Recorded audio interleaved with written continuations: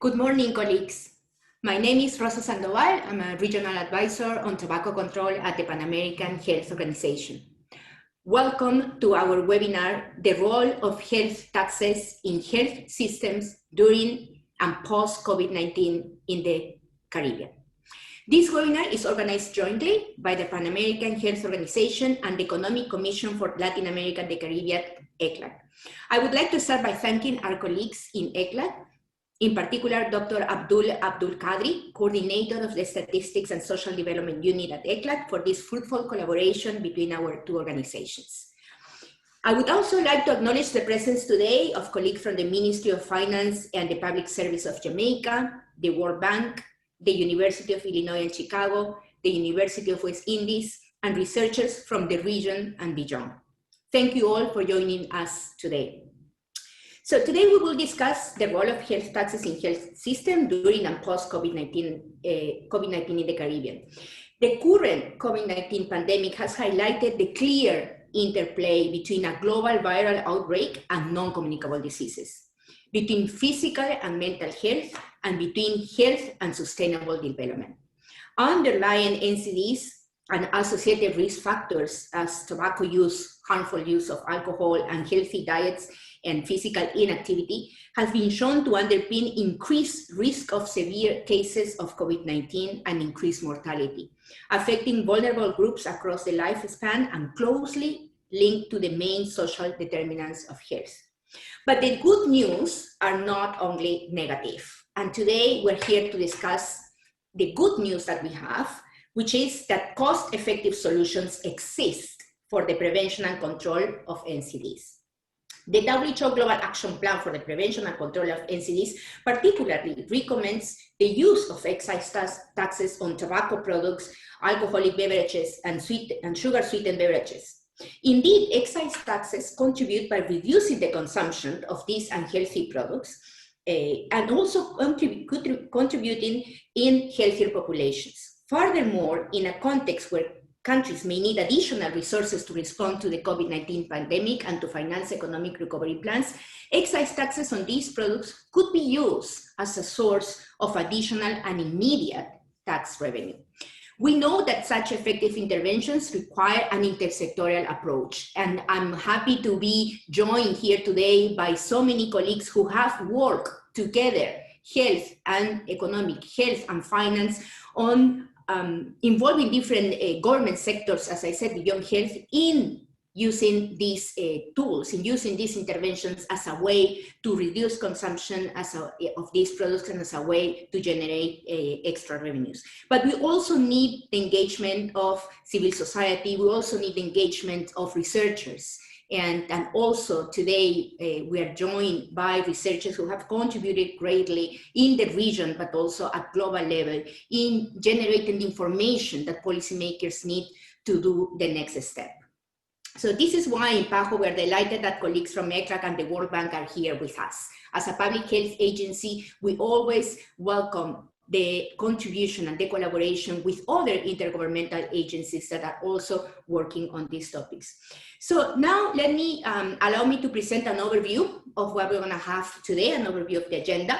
We will have first Abdul Qadri from ECLAC presenting on the fiscal deficits due to the pandemic in the context of the Caribbean. Then we will have Sharon Oser and Frank Chalupka, who will present on health taxes, their role during and after the pandemic, and what is the evidence that we have in our hands to move forward in using this intervention. Camilo Cid, my colleague from the Pan American Health Organization, will then discuss the need to create fiscal space for health. After that, we will have a panel discussion when we are lucky to have Fabian Lewis from the Ministry of Finance of Jamaica and Miren Alvarado, a researcher that has worked closely in the evaluation of SSB taxes in Barbados. And we will have an opportunity to discuss how can we move from research to policy. And this panel will be moderated by Charmaine Metivier from the University of West Indies. And at the end, we will have comments from Dr. Stanley Lalta, also from the University of West Indies. So now some domestic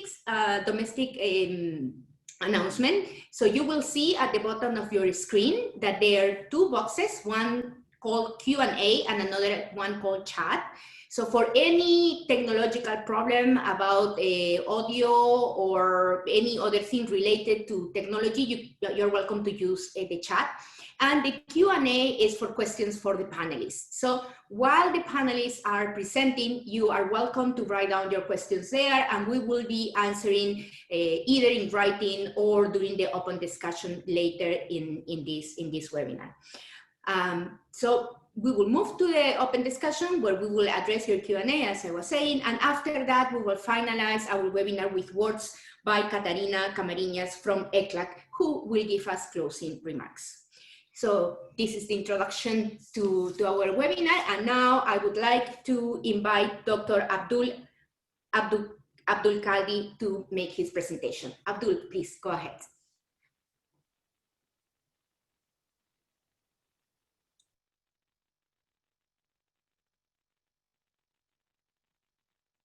Okay, the introduction and for.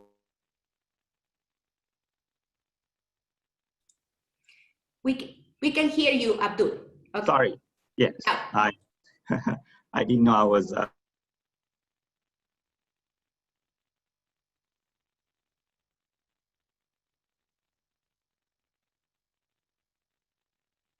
Muted. A great pleasure to be on this webinar with our colleagues from PAHO, ECLAC, from the World Bank, University of Professor Chalupa in particular, and all the other colleagues to share thoughts on this very important issue.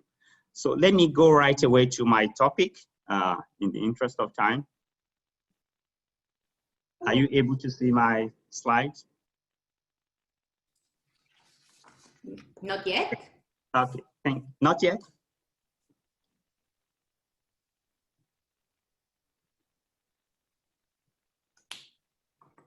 Yeah, there it goes. Okay. We can see them now. Excellent. So as Rosa announced earlier on, I will be presenting on the fiscal deficit due to the pandemic, the COVID-19 pandemic. And from the point of view of ECLAC, this is an area that we have been focusing very heavily since the beginning of the pandemic. And we've had several series, which we call the ECLAC reports, on special reports on COVID-19. And we have done series of analyses and projections. And as you all will agree with me, this is a very dynamic environment. So these are time bound, and I might give you some estimate today, which by tomorrow may get updated. So let's have that in mind. That being said, what we've noticed prior to COVID-19, just to give you a synopsis of the situation in the Caribbean or the Caribbean economies pre-COVID-19, we are able to see, especially in the last decade, that government revenues grew marginally, but steadily, meaning that we've seen a trend which may not be quite significant or drastic, but a steady trend from 2010 to 2019, where revenues grew steadily. On the other hand, expenditures remain relatively flat. Although revenue was growing and expenditure remained flat, expenditures across the board remain higher than revenue, meaning that governments were running in one form or the other in deficit. And Caribbean economies recorded a deficit over this period, averaging 2.5% of the GDP during that decade of 2010 to 2019. And this is the situation prior to COVID-19. And what we know is that once you have prolonged deficit, that has some level of correlation with high public debt. It's either because the economy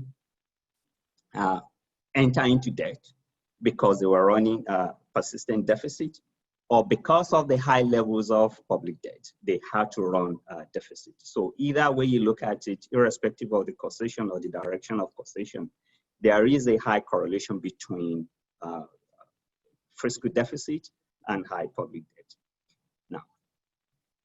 Now, just to look at some of the the specific trends that I mentioned earlier on. And this is for 12 Caribbean countries that we have data on.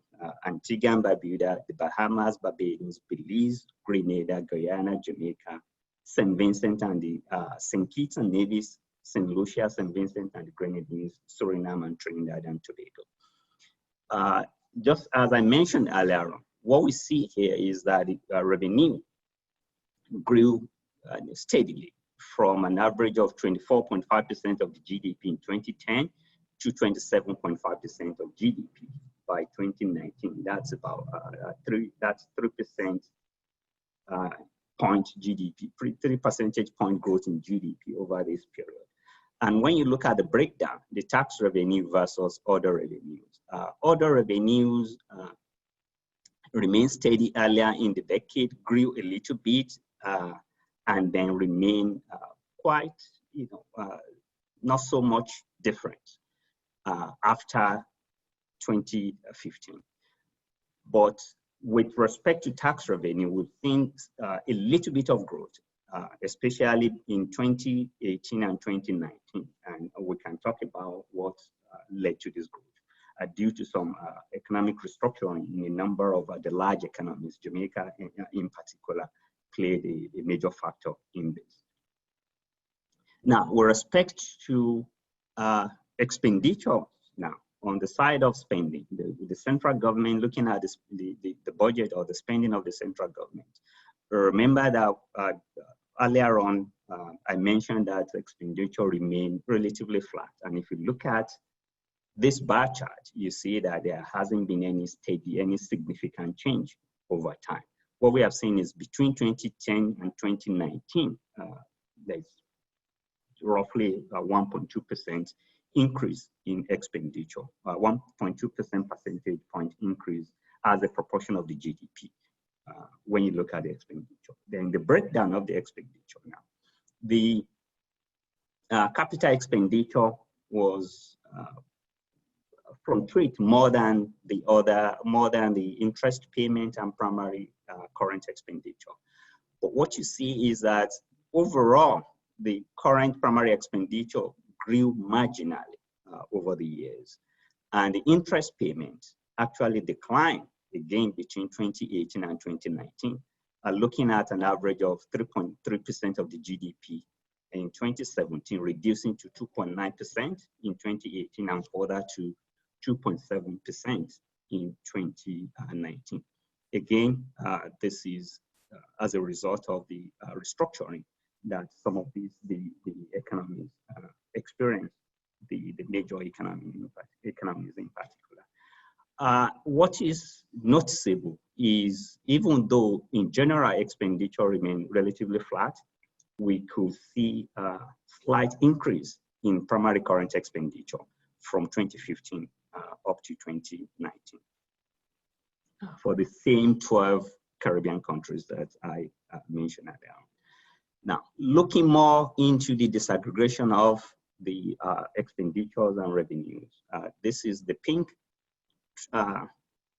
line represents total expenditure, and the blue or the purple line represents revenue. Again, these are the same bars that were represented in the previous two. Now, looking at them as a trend, we see that expenditure did not grow that much. Revenue grew a little bit, but what we can notice here is the closing of the gap between the expenditure revenue gap starting from 2018. Now, the primary expenditure also, there's no clear trend in primary expenditure spending. And the left scale, the total expenditure and revenues are represented on the left scale, all as percentage of GDP, whereas primary balance and overall balance are represented on the right scale. Now, so if we look at the balance, I mean, it's clear, it's apparent that once expenditure is higher than revenue, we will be running in deficit. The primary balance happens to be in the positive quadrant, except for 2013, where it's marginally negative. what that shows is that if we exclude interest payments, the economies are actually not doing badly. Yeah, they maintain primary balance, a surplus, a primary surplus. But once you incorporate interest payments, then suddenly you find them being in overall deficit. And that is the situation with many Caribbean countries because of the debt overhang. There was a time when Jamaica was actually paying close to 70% of their budget to finance debt obligations.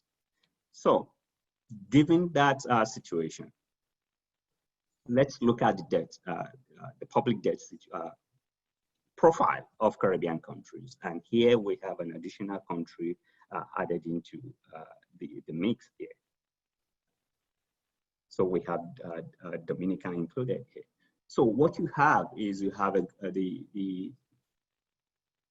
the Caribbean countries, the 13 countries that are represented here, have pretty much remained above the sustainable level of debt, the 60% of GDP. So we have the lowest figure, which was in 2010, an average of 67.4% of the GDP. That's the level of debt in the average level of debt in the second Caribbean country. It grew and got to the highest level in 2017 and then started to decline and declined quite significantly. By 2019, the average level of debt stood at 8.5% of the GDP. Even though that's an encouragement, that's an encouraging news development, but 68.5% is still way above what is considered to be sustainable level of debt. If we look at individual countries now, for last year, for 2019, looking at the fiscal balances of these countries, only St. Kitts and Nevis, Grenada, Anguilla, Barbados, and Jamaica recorded positive balances. They were in surpluses. St. Lucia had a balanced budget, and the remaining countries, the Bahamas, Trinidad and Tobago, Guyana, Antigua and Barbuda, Belize, St. Vincent and the Grenadines, Suriname, Montserrat, and Dominica, all had negative balances, meaning they were in deficit. On average, the Caribbean, these 15 Caribbean countries, and added to the 13 countries earlier on that I mentioned on the last chart, we now have Anguilla and Montserrat added to the mix. So looking at these 15 countries, on average, the fiscal deficit was 2.7%. And that gives you an idea of these 15 countries, only 6 countries, actually 5 countries, I should say, recorded positive fiscal balances in 2019.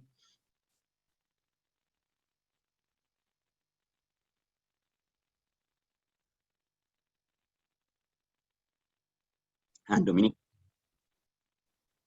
So if we look at the public debt that these countries carry, 10 countries have debt levels that are considered to be unsustainable, that are below the sustainable level of public debt. Barbados with the highest at almost 120% of the GDP, and Trinidad and Tobago, the lowest, just above, of those that are considered to be unsustainable, just above the 60% mark.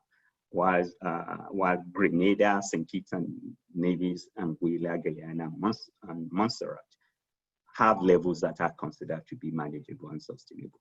So if we look at these, among these 15 countries, and 10 of them have levels of debt that are considered to be unsustainable, then again, we see the situation, the fiscal situation of Caribbean economies.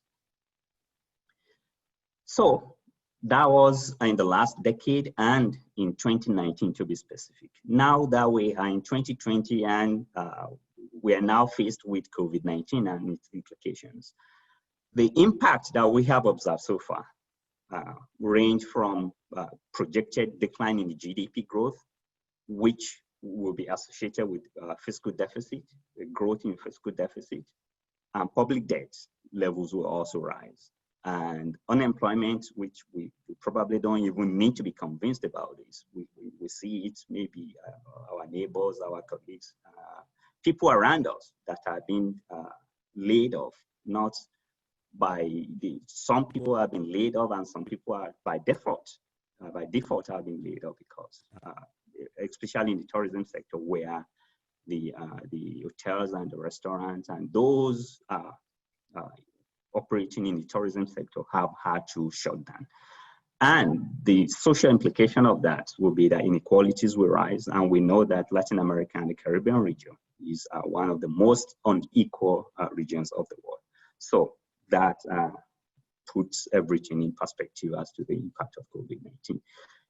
Looking at the physical, specifically at the physical impact, the GDP growth projection for 2020, I mean, this projection was made in 2019, but this is for 2020, is that the Caribbean, on an average, there will be a decline in growth of GDP by almost 4%, 3.9%, if you look at the Caribbean as a whole. But because Guyana is actually projected to grow at double-digit level, so if we remove Guyana, Caribbean, excluding Guyana, what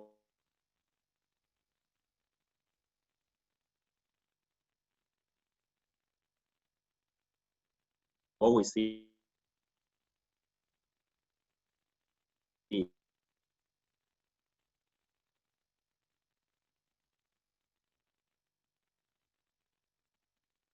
is 6.9 when you now consider the Caribbean, the Latin American countries. Only those two regions will have a higher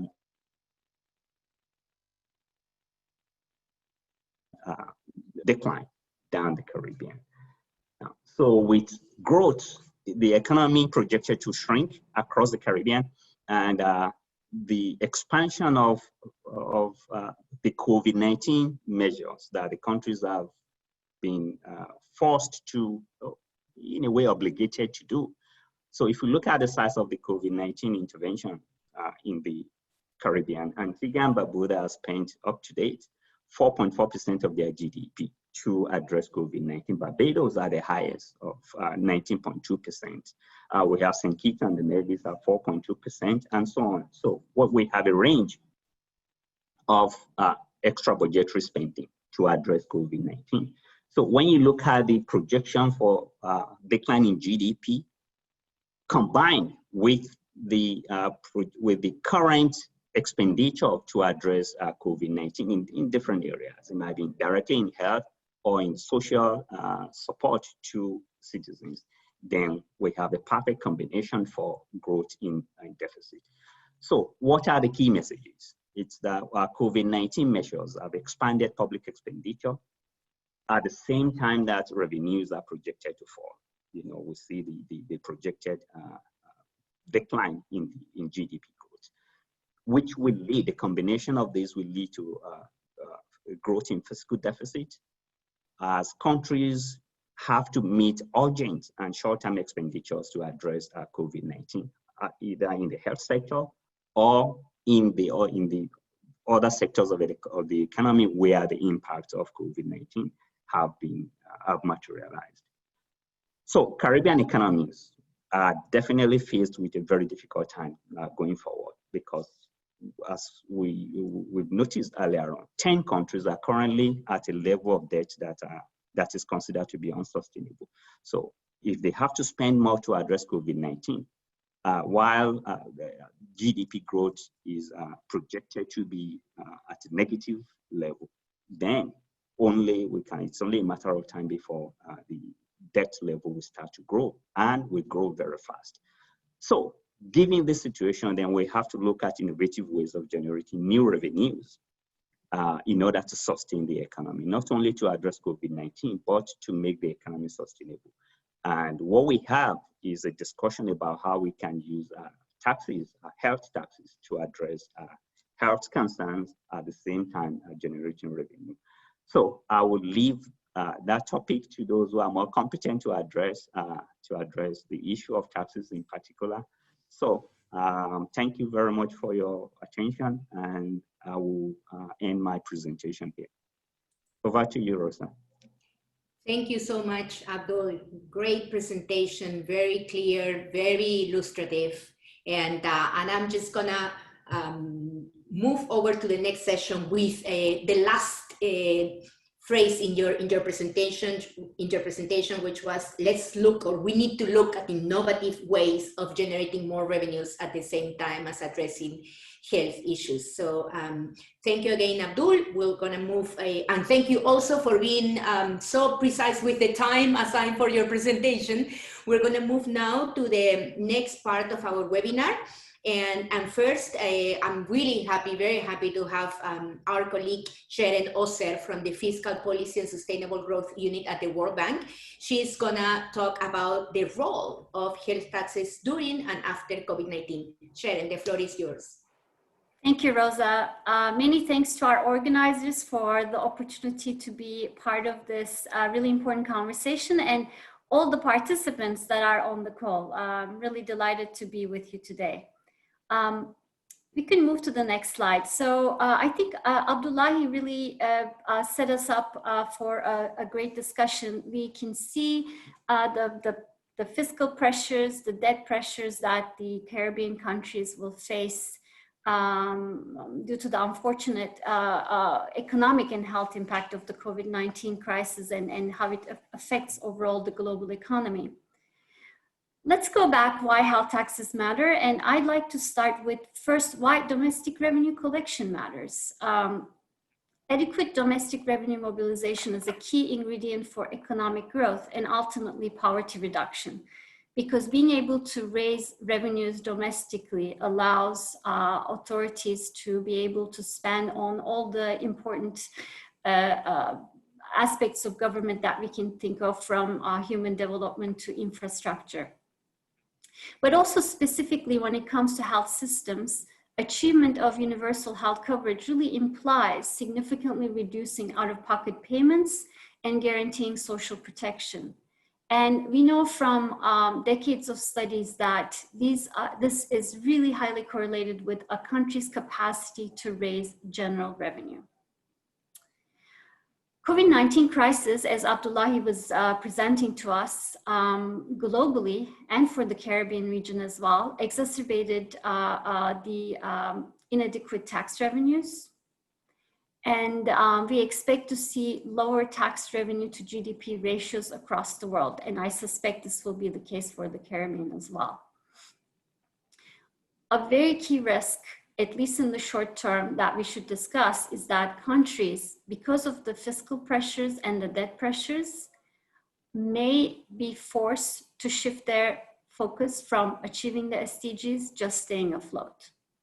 Next slide, please.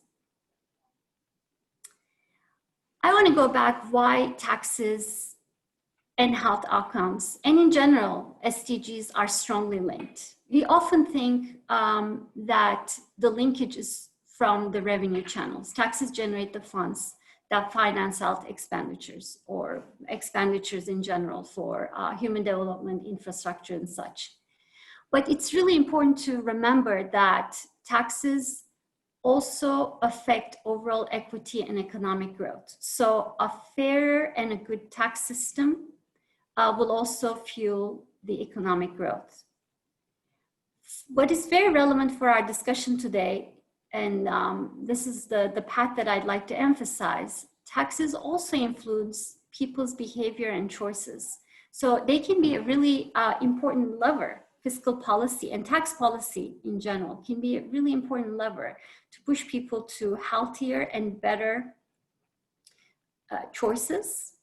And this is most evident with health taxes. Health taxes that are imposed on, let's say, goods like unhealthy goods like tobacco, alcohol, sugary sweetened beverages. If you increase excise taxes, this increases the price, therefore reduce consumption, and often leading people to consume these goods less, leading to better health outcomes. There's one last channel that I want to emphasize, and that is the connection to tax morale, or also in general, trust in government and social contract. When you have a fair and equitable tax system, and when taxpayers see that their tax monies are going to public investments and investments to human capital, they will trust their government more. There will be a strengthened social contract, which is really what underpins development. Unfortunately, when we look at the Latino barometric surveys, as well as global surveys in general on tax morale, these numbers are going down. I don't have the specific surveys for the Caribbean, but for the Latin America region, in the past 5 years, the surveys show that the tax morale is decreasing. We can move to the next slide. Let's go back to health taxes. Health taxes are excise taxes that are imposed on products that have a negative public health impact. In our work, we often focus on the 3 products: tobacco, alcohol, and sugar-sweetened beverages. But really, fossil fuels, products that create local pollution can also be considered under health taxes. These taxes result in healthier populations, and they generate revenue for budget even in challenging environments, because excise taxes are relatively easier to collect than, let's say, corporate income tax or personal income tax. As I said earlier, in some contexts, you can think of health taxes or pro-health taxes in a much more broader context, like environmental excise taxes, but also social security contributions levied in relation to health. But I think for today's discussion, we will focus on these 3 key products. Let's move to the next slide.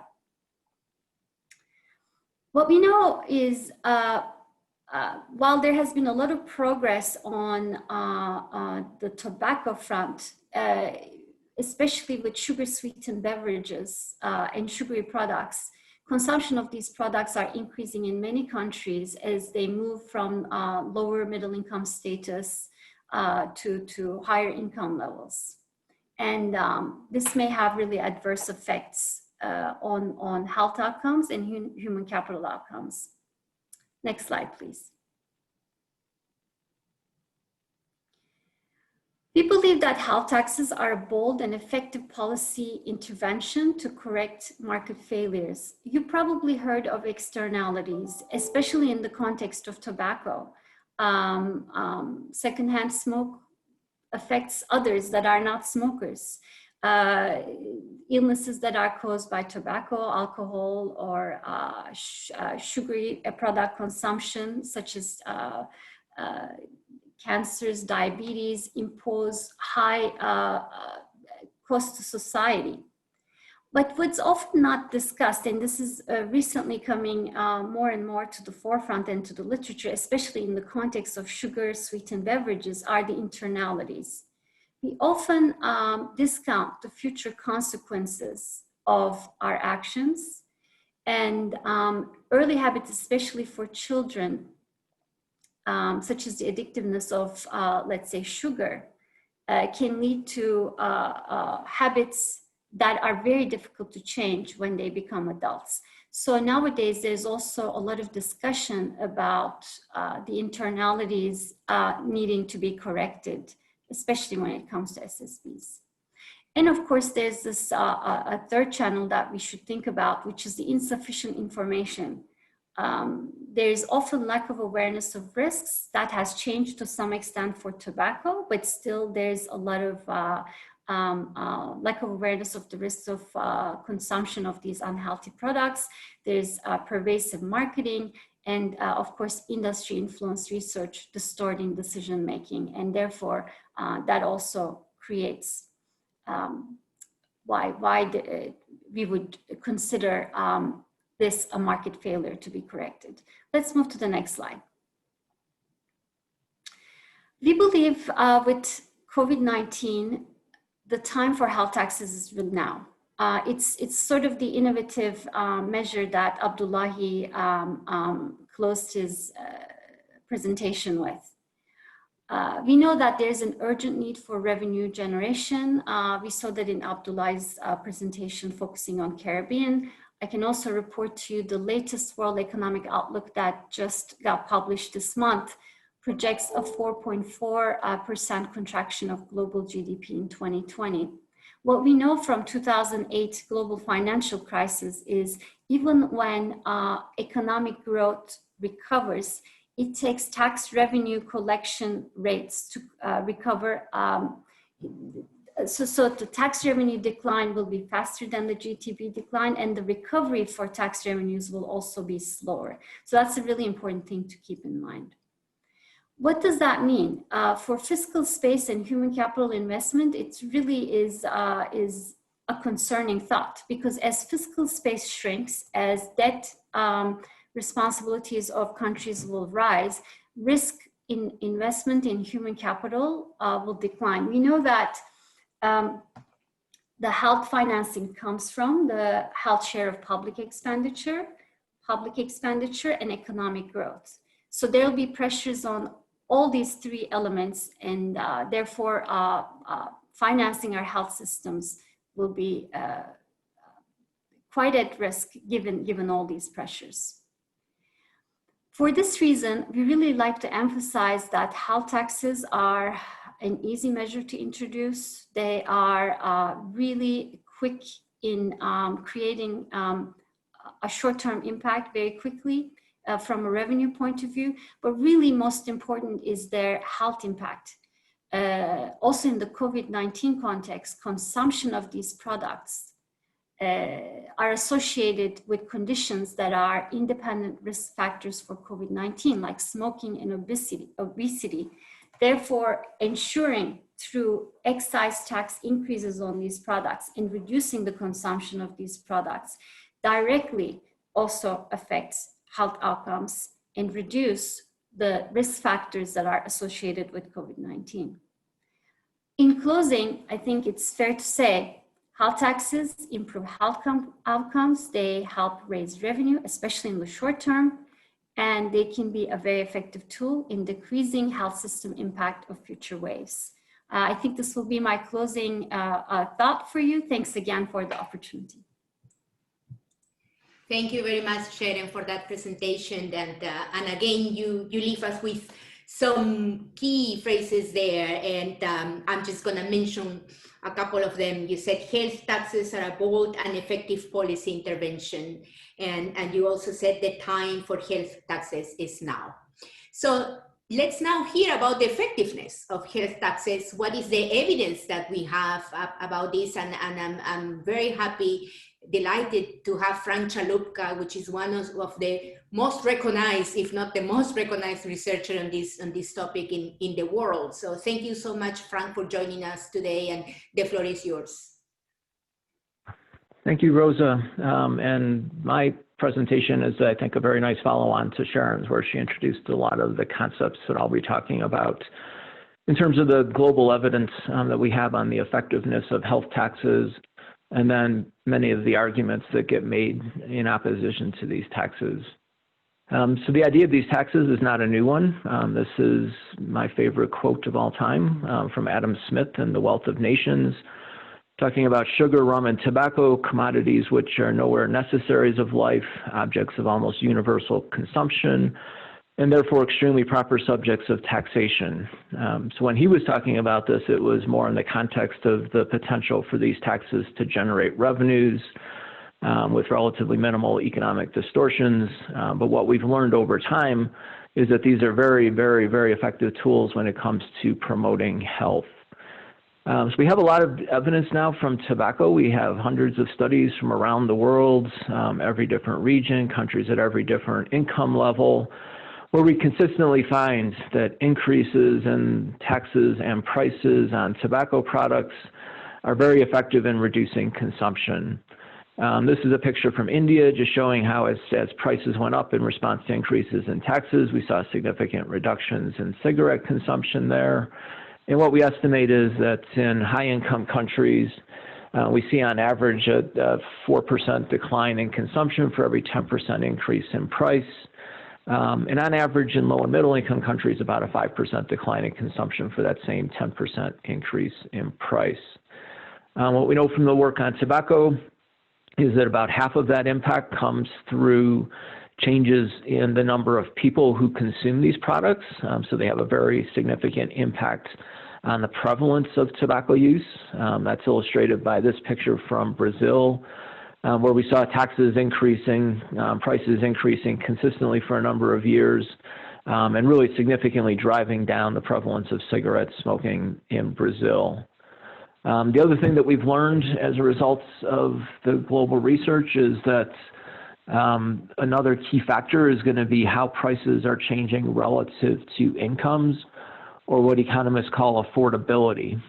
So in countries where the economy is growing rapidly, where incomes are rising, it's going to be very important for prices to rise faster than the growth in income, so that affordability is being reduced. What we see here is a picture of the opposite situation, a picture for Indonesia. The affordability of cigarettes was increasing over time, took less and less of a share of income to be able to purchase cigarettes, and that was really a big factor behind the sharp increases in the prevalence of smoking that we saw in Indonesia. The other thing that we know is that there are some populations that are more responsive to increases in taxes and prices, and one particularly important population is going to be young people. What we see here is that increases in prices are going to have a more significant impact on the number of young people who take up tobacco use. So these are some data from a recent study that we did for Chile, led by Guillermo Praje, where we saw that. So we saw significant increases in taxes and prices for cigarettes over time, very, very, very effective in keeping young people from taking up tobacco use in Chile. And then again, the reason that we're here talking about this is because these reductions in tobacco use eventually translates into improvements in health. And that's illustrated by this picture from France, where we saw in the 1990s, early 2000s, significant increases in prices over time as taxes were going up on the blue line, driving down cigarette consumption immediately as soon as prices start going up on the red line. And within a few years, we see some of the health benefits showing up in terms of reductions in lung cancer deaths, which are largely caused by cigarette smoking. So a couple of years ago, we reviewed this evidence, the global evidence on the effectiveness of tobacco taxes, as part of a monograph from the U.S. National Cancer Institute and the WHO. And what we found here was that significantly increasing taxes and prices for tobacco use is the single most effective way for reducing tobacco use and its health and economic consequences. And then going back to some of what we've been talking about already, the other part of this is that, at least in the short to medium term, we see that increases in these taxes, given the relative inelasticity of demand, are going to be very effective in generating revenues. So this is a picture from Ukraine, where there was significant increases in taxes over a short period of time, a tenfold increase in taxes over 6 or 7 years. And that led to a sharp rise in cigarette tax revenues, increasing about 6 times as a result of that tenfold increase in the tax. And that's why we do see the tobacco taxes are really being emphasized as a way of generating revenues that can be used to finance development. And that's something that gets highlighted in the Addis Ababa Action Agenda on financing for development. When it comes to alcohol, we have, I would say, similar evidence, not quite as extensive as what we have from tobacco, but we do see many studies from high-income countries, emerging research from low- and middle-income countries, very consistent with what we saw for tobacco. We see that increases in taxes, increases in prices for alcohol are going to be very effective in reducing the consumption of these products. So this is a picture from Ukraine again, sharp increases in taxes and prices in recent years after a decline in real prices prior to that. And you can see the inverse relationship. As price was going down, consumption of distilled spirits was going up, and as taxes and prices rose, consumption fell. And then a lot of the work that we've done in the U.S. shows that this is not going to apply just to overall consumption. This also applies to harmful consumption. So one of the things that we've done is to look at differences in taxes across U.S. states and how that relates to different measures of problem drinking. This figure just illustrates how it relates to what we call binge drinking, drinking 5 or more drinks on a single occasion. And we see a very significant relationship. As taxes are higher in states, they have less binge drinking. And as taxes are lower, we see more binge drinking going on. And then economists have studied a number of different outcomes associated with alcohol use, excessive drinking. And we find this consistent relationship that higher taxes, higher prices are going to be very effective in reducing the consequences of alcohol use. Things like drinking and driving and traffic crashes and motor vehicle accident fatalities. Very effective in reducing some of the health consequences related to chronic drinking and excessive drinking. Things like liver cirrhosis death rates and cancers, cardiovascular diseases. But then also very effective in dealing with other consequences, things like violence and crime, as well as a variety of different accidents, teenage pregnancy rates, sexually transmitted disease rates, and more. So again, very, very consistent evidence, higher taxes, higher prices, lower consumption, and fewer consequences from these behaviors. And the same thing as we saw for tobacco, these are very effective in generating revenues in the short to medium term.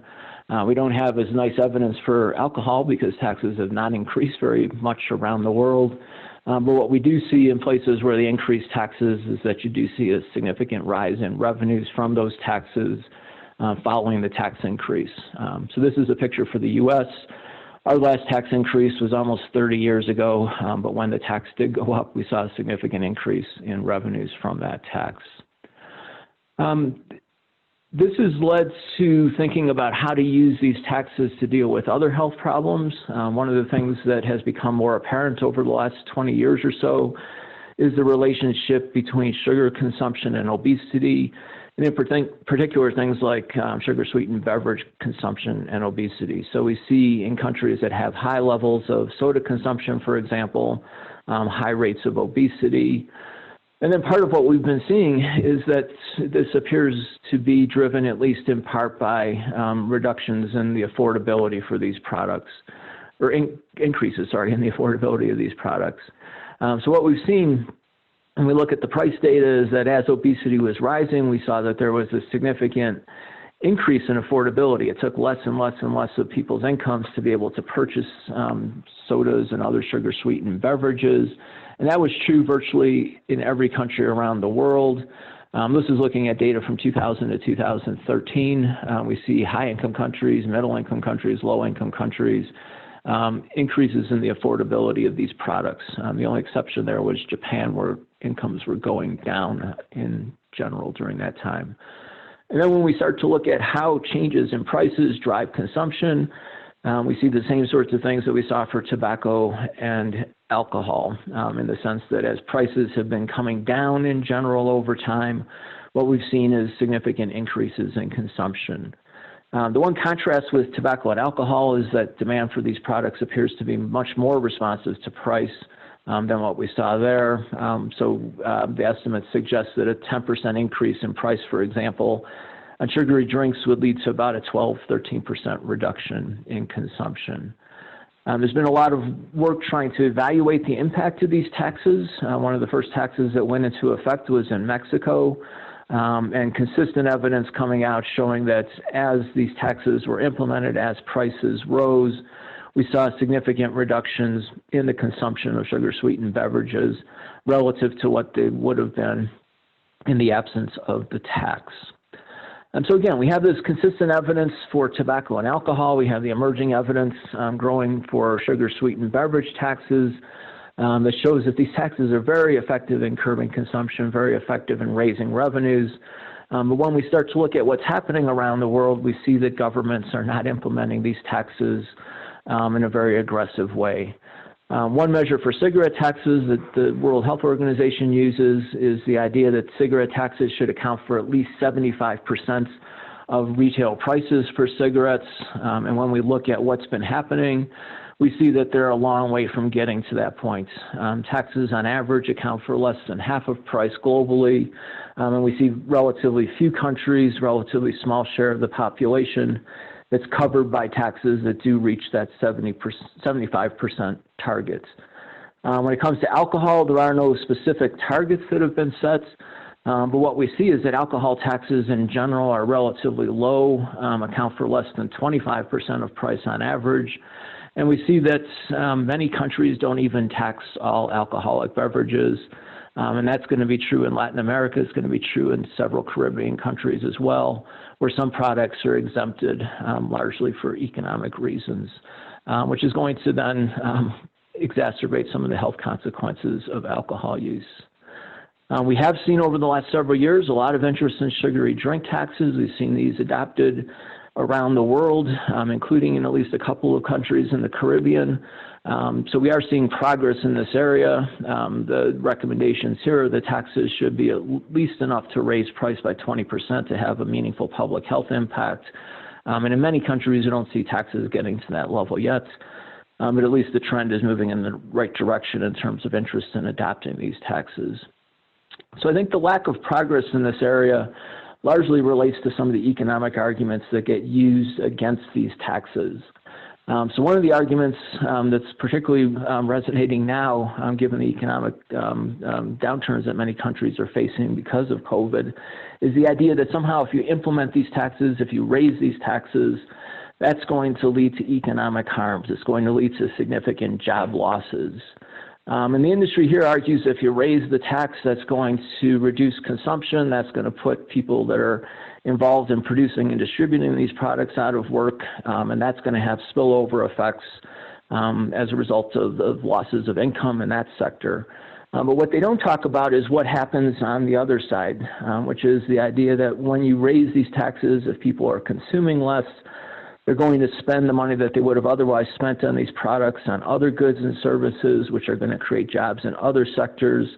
And particularly, governments are going to spend those new tax revenues generally on very labor-intensive activities, which are going to produce job gains in other sectors that will more than offset the reductions in the jobs in the tax sector.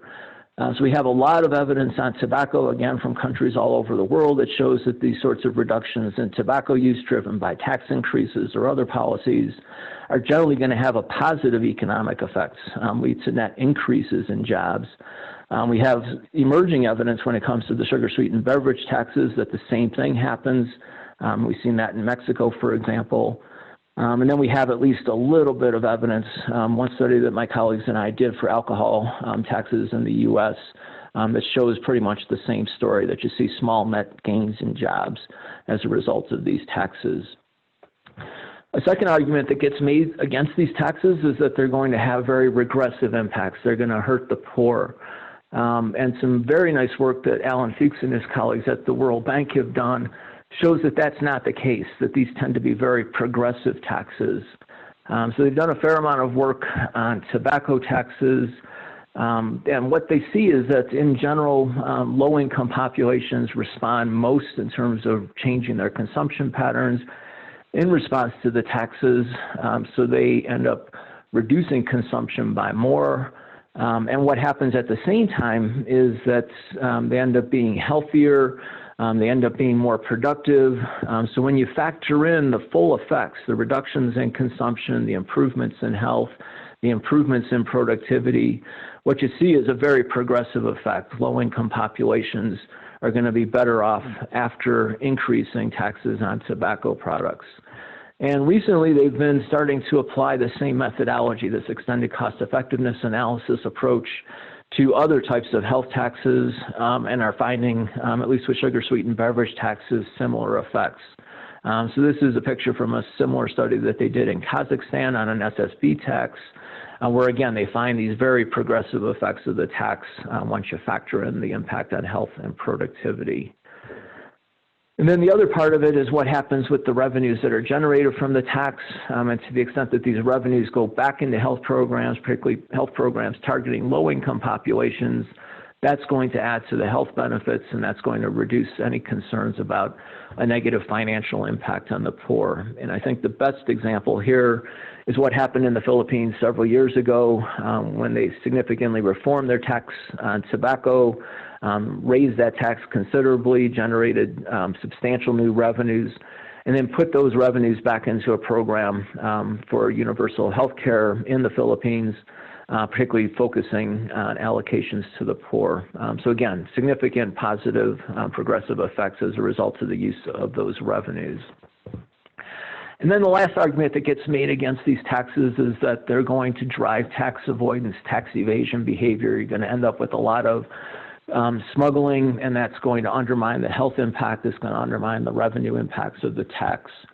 With tobacco, we've done a lot of work that shows that this isn't the case. This picture illustrates some of that. What we see here is that countries that have higher taxes, higher prices, actually have less of a problem with illicit trade in tobacco products than countries that have lower taxes and prices.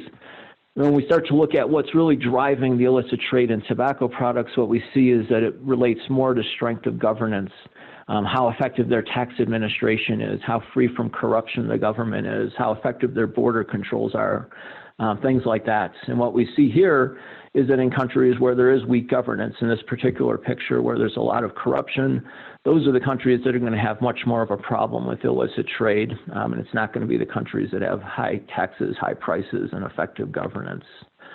And then the last point to make here is that when governments decide to take this issue on directly, they have a lot of tools at their disposal that allow them to deal effectively with the illicit markets. This is illustrated by a picture from the UK. If you go back 20 years, there was a significant problem with illicit cigarette trade in the UK, accounting for 20 to 25% of the markets. The government decided to really crack down on that, made it a priority, strengthened their enforcement efforts, took advantage of new technologies for dealing with illicit trade, and were able to reduce it to less than 10% of the market at the same time as they were able to raise their taxes, raise revenues, and reduce overall tobacco use. So when we look at the evidence globally, it's clear.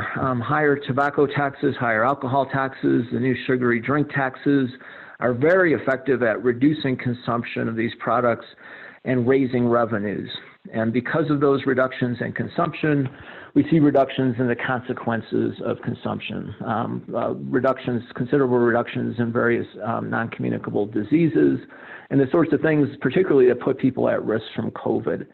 When it comes to the counter-arguments about how these taxes are going to have negative economic impacts, those arguments, as we've seen, are going to be either completely false or greatly overstated, and that's why we talk about taxes, these health taxes, as being one of the best buys when it comes to NCD prevention. So if you're interested in more, you can go to our websites and see a lot of the background, particularly when it comes to tobacco, but also on some of these other taxes as well. Thank you.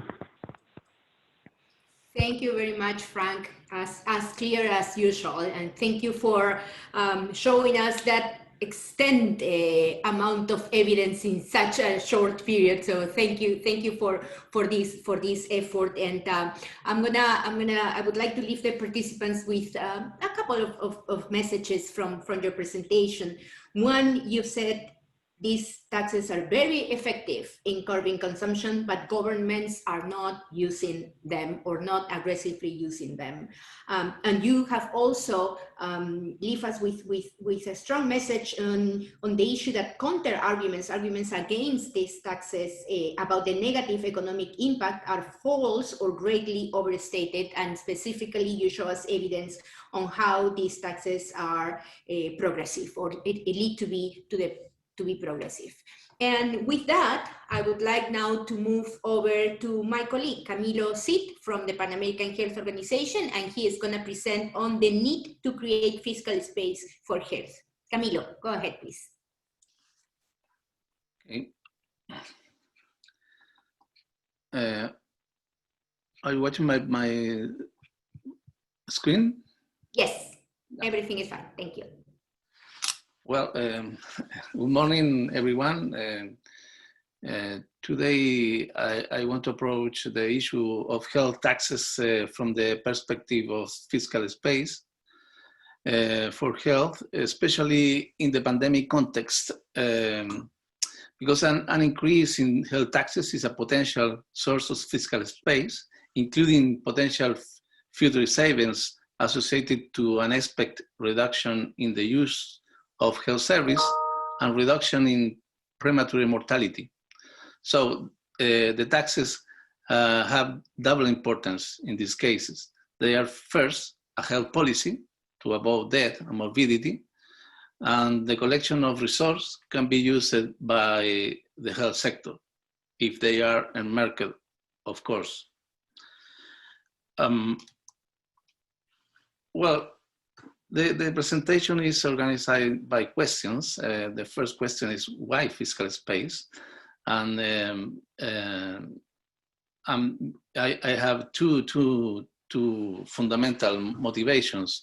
One associated with the context and another one associated with the health system. In the context, Latin American countries have become the epicenter of the COVID-19 pandemic, and the pandemic has become unprecedented economic and social crisis. The economy will decline, unemployment will increase, and the poverty rate is expected to climb. For example, the graph above confirms that the pandemic is having a great impact on the region according to the distribution of new cases. And below, one of the aspects mentioned, the great fall in GDP projected for 2020 in the Latin America and the Caribbean countries. The series that span more than a century shows that the fall is the largest in the history. And the other motivation is the health system weakness, because health systems in the region are underfinanced, segmented, and fragmented, with weakness in the performance and low public expenditure. It is less than 4% of GDP. And the household in the region cover more than 1/3 of health costs through direct payments because out-of-pocket payments. In other hand, the availability of physicians or hospital beds is around half of what is available in more developed countries, like OECD countries, for example. The health crisis had led to a shift in the care of patients with non-COVID-19, and this has led to a significant increase in overall mortality, additional to deaths caused by COVID-19. So creating fiscal space for health is a prerequisite for the force to transform the health system. This change in health system should create or strengthen comprehensive integrated health system with a first level of care capable of solving health problems and coordinating networks based on a primary healthcare approach. The graph above, you can see, shows how only 3 countries in Latin America and the Caribbean invest more than 6% of GDP in health, and as the vast majority still have a large gap. Below, the graph shows how almost all countries in the region are in the quadrant where out-of-pocket expenditure are high and public expenditure are low, and the difference with the average of the OECD countries here.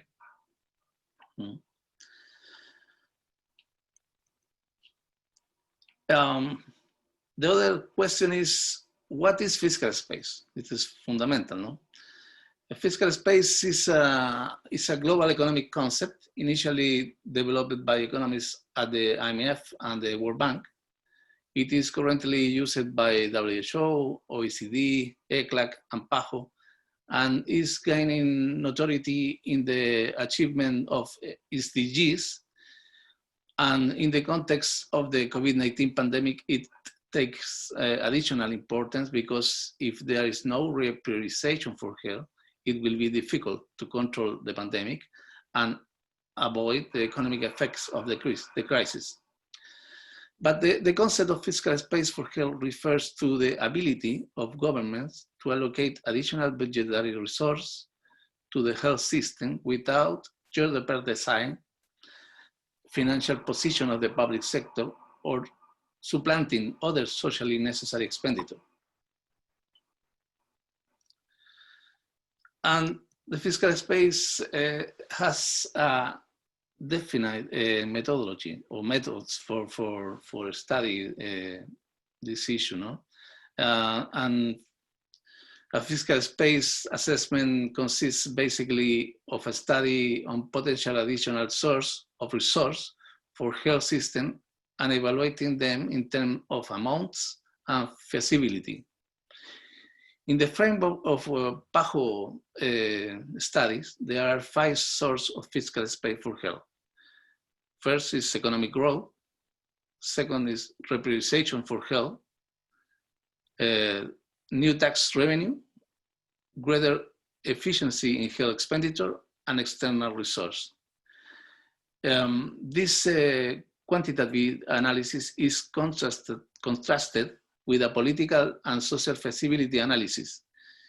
In most cases, it depends on the action of the political authorities or the level of the social dialogue in the country.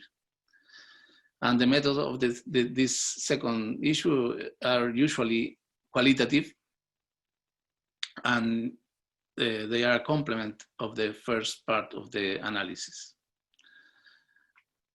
For example, well, the image shows aspect of the result of several studies in each source of fiscal space, but the rationality is simple. In the case of the first source, economic growth, for example, if the economic growth, government revenues should also increase, and ceteris paribus, health budget increase too. No. Second, greater prioritization of health is defined as an increase in the proportion of resource allocated to the health sector in the government budget. That is the percentage of public expenditure in health in total public expenditure. No? And third, the increase in tax revenue is the most developed source. In this case, the studies are analyzed general taxes, direct and indirect taxes, and health-related taxes, social contributions, tax expenditures, and efficiency in the collection of the resource, about the elimination of elusion or evasion. No? And the efficiency is a particular source of fiscal space because it is not the real flow of money in the budget, no? But it is a saving. No? In the studies, generally, some comparative analysis have been developed based on systematic reviews.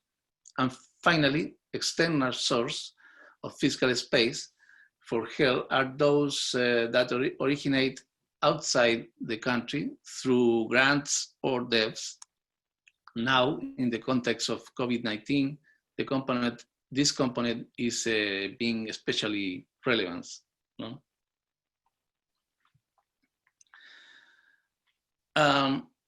On the follow 2 slides, I will focus in the health taxes, no? In the context of these studies of fiscal space. There exists limited use in the region and limited overall revenue collection from the health taxes. However, they are high public health impact and high impact in health expenditure, and usually they are well received by the public or the stakeholders. And harmful alcohol consumption account for 3.3 million deaths with an estimated economic burden of 1% of GDP in middle and high income countries. Each year, around 7 million people in the world die from smoking related disease, with an annual cost in health care and loss of productivity at more than $1 billion globally. Despite the introduction of anti-smoking policies in most of the countries of the region, tobacco tax rates continue to be among the lowest in the world. The table shows the existing opportunities in the tobacco taxation, at least because there is a space to increase in many countries in relation with other regions of the world, as you can see here.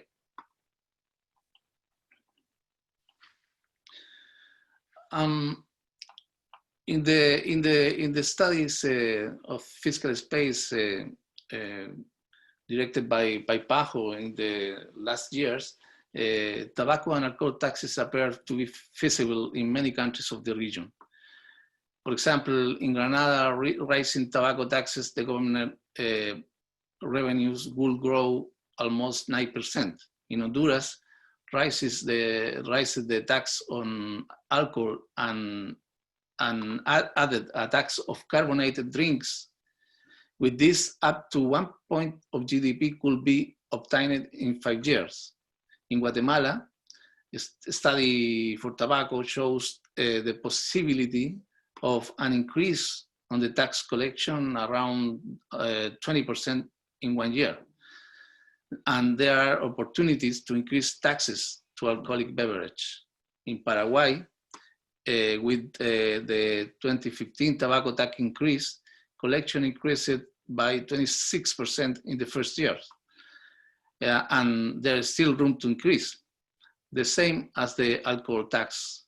In Bolivia, could increase the collection to more than 30% with tobacco tax, and there is room to increase the alcohol taxes. Finally, one remarks, fiscal space for health focus on the capacity and viability of source of financing. In general, there is room of fiscal space for health in the majority of countries of the region. There are arguments and room for increasing specific health taxes, mainly alcohol and tobacco. And in COVID-19 context, space for health, fiscal space for health is more relevant than ever. And it is essential for public investment in health to increase to at least 6% of national GDP. This will make possible to strengthen the health system. And finally, two last comment about the taxation structure. The creation of new revenue through greater fiscal pressure not only contribute resource, but is positively correlated with better health indicators, and that is very important. And the other thing is, along with the tax collection rates, the structure of the tax system is key to increase equity. And we have in the region one challenge there, because go to the regressive system to a progressive system in the future. Thank you very much, and over Rosa. Thank you very much, Camilo. And yeah, I think I would like really to highlight your final remarks in terms of the space. We have the fiscal space that we can increase through the a more aggressive use of these health taxes. And so thank you for that presentation and that overview of the work that the organization is doing on this. And with this, I would like now to move over to the panel, and the panel will discuss from research to policy. And before that, thank you to all of our participants that have written down their questions in the Q&A. You can see that our panelists are writing down answers, and in some occasions, they are leaving some of the questions to be answered in the open discussion later on. And so yes, please go ahead and keep using the Q&A. Now I will give the microphone to Charmine Metivier, who would moderate the next section in our webinar. Charmine, the floor is yours. Thank you, Rosa, and good day to everyone. So we're now into the panel discussion, which looks at moving from research to policy, advancing taxes for health in the Caribbean. Our panelists today are Dr. Fabian Lewis and Dr. Miriam Alvarado. Dr. Lewis is the Director for Research and for the Research and Analysis Unit, Taxation Policy Division, Ministry of Finance and Public Service in Jamaica. And Dr. Miriam Alvarado is a researcher with the Center for Dietary and Activity Research, University of Cambridge in UK. Miriam has done a lot of research focusing on the evaluation of sugar-sweetened beverage taxes in Barbados. So I'd like to welcome our panelists. And later in the panel, we also have Stanley Lalta from the University of the West Indies, HU Center for Health Economics, who will provide some comments on the panelist presentation. So I'd like to begin with Dr. Alvarado. Tell us, Dr. Alvarado, in your opinion, what type of research was key in leading and mobilizing support for the implementation of the sugar-sweetened beverage tax in Barbados? Sure, and thank you so much for having me. Just to give a bit of context, Barbados introduced the sugar-sweetened beverage tax 5 years ago in 2015, when the evidence around sugar-sweetened beverage taxes was just beginning to emerge. So at that time, the two pieces of evidence that were the most critical, one were evidence about the underlying prevalence of non-communicable disease on islands. So there was a nationally representative survey, the Health of the Nation, which objectively measured adult levels of diabetes, hypertension, overweight, obesity, and found incredibly high levels for diabetes, twice the global average of diabetes prevalence. And so this really enabled the government to say, we have a problem with NCDs. The research also highlighted that sugar-sweetened beverage consumption was higher in Barbados, as it is in most of the Caribbean region, as compared to the rest of the world. So levels were 3 or 4 times higher when it comes to consumption of these soft drinks. The second type of evidence was on the revenue side. So in 2014, a year prior to the tax being introduced, the IMF put forth a report, roadmap to tax reform. And in this report, they highlighted that a sugar-sweetened beverage tax would have the potential to raise $10 million in revenue. And this study was, of course, based on evidence around price elasticity of demand and building on other types of evidence. So that enabled the Ministry of Finance to say, look, this is a policy that will enable us to raise revenue, to increase that fiscal space. Okay, good. So you have done some studies on the impact of sugar-sweetened beverages in Barbados. Tell us a little bit about your findings and how could these results be useful to other countries in the Caribbean? Sure. So I should start by saying that this work is really the result of a big collaboration amongst other researchers in Barbados, led by the Barbados SSB Tax Steering Committee and shared by Sir Trevor Hassel. So we conducted a multi-study evaluation of the Barbados tax, which was a 10% ad valorem tax applied on sugar-sweetened beverages. So our overall finding is that the tax worked. It increased the price of sugary drinks and had no effect on the price of non-sugary drinks. The 10% tax was associated with about a 6% increase in the price of things like sodas and juices. And then that translated into about a 4% reduction in consumption or purchase of those same drinks. At the same time, we saw an increase in sales of bottled water, which from a health perspective is what we would hope to see. Now, of course, the story gets a little bit more complicated if we get into the details, so I'll share a little bit of that with everyone today as well. What we found is really that the design of these taxes can have a big impact on some of the nuances of how they operate, and that can have knock-on effects and health implications. So as one example of this, the Barbados tax, as I mentioned, was a percentage-based tax. So it was 10% of the factory price of these products. And what this does is kind of stretch the range of prices that consumers are facing in the grocery checkout aisle. This led, and we found evidence of this led to a phenomenon called brand down switching, in which people faced with higher prices, some of them substituted to cheaper sugar-sweetened beverages, which from a health perspective is not what we would hope to see. And that particular tax structure, the ad valorem structure, is known to sort of incentivize that behavior more than other tax structures. So that's one implication of how the tax was designed.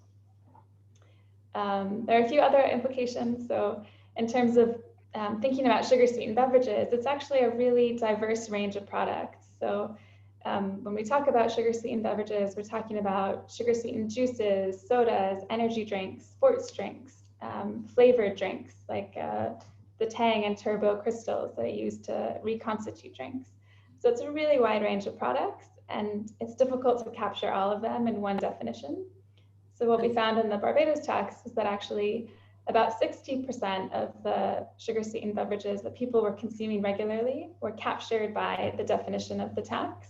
And about 40%, particularly the Tangs and Turbos, those powder drinks, were not taxed, and so maybe created some loopholes within the policy.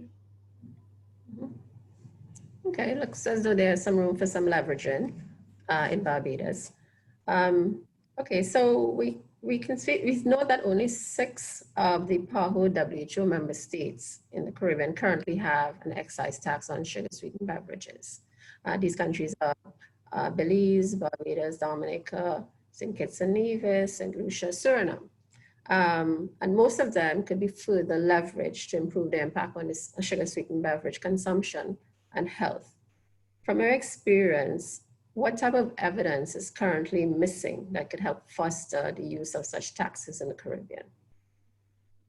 Sure, well, I'll make a distinction here between countries which don't have a tax. And so for that group of countries, I think there's 2 types of evidence that might be really useful. The first is evidence to increase support for this kind of tax. So that might be evidence around revenue generating potential. One thing that we've also found is that sometimes people are really surprised or motivated when they learn the efforts that Big Soda goes through to try and quash these policies. So actually making that more publicly known makes people think, okay, if they're fighting so hard against these policies, they must work. There must be something to it. So increasing awareness of the extent to which industry opposes these policies can also be a powerful tool. Mm-hmm. When it comes to the actual design of these taxes, like I mentioned, it's really useful to make sure that they're tailored for the local context. It's unlikely that there's any kind of one size fits all SSB tax. So being able to draw on local data about what are the SSBs that the population is consuming and make sure that there's no loopholes, make sure that the tax structure really makes sense given the levels and type of local consumption. For countries that do have taxes, there again are opportunities, as you say, to leverage them more, to have more of a health impact. The first thing obviously could be to increase the rates of these taxes. As we heard earlier, the recommendation is that there should be a 20% increase in price.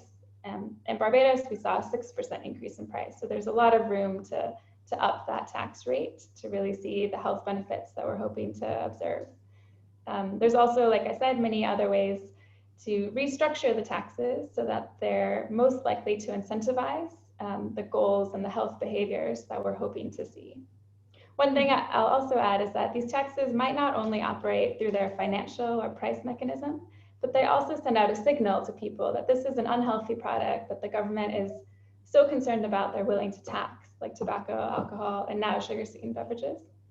And we found evidence of this happening in Barbados where people started to see sodas as really a more stigmatized product. But the issue is that they didn't have that same association with things like juice drinks, which have quite a kind of positive health halo, even though they have just as much sugar, in some cases even more.